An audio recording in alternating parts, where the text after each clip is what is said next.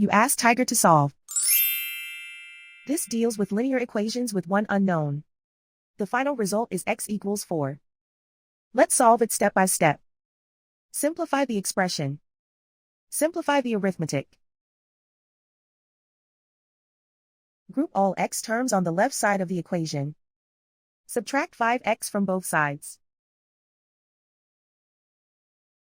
Group like terms.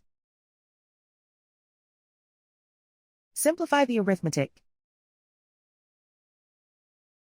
Group like terms.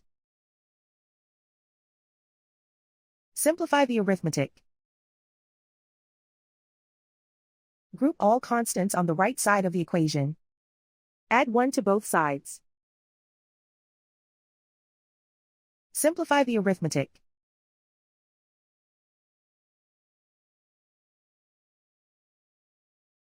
Isolate the x. Divide both sides by 3. Simplify the fraction. Find the greatest common factor of the numerator and denominator. Factor out and cancel the greatest common factor. And so the final result is x equals 4.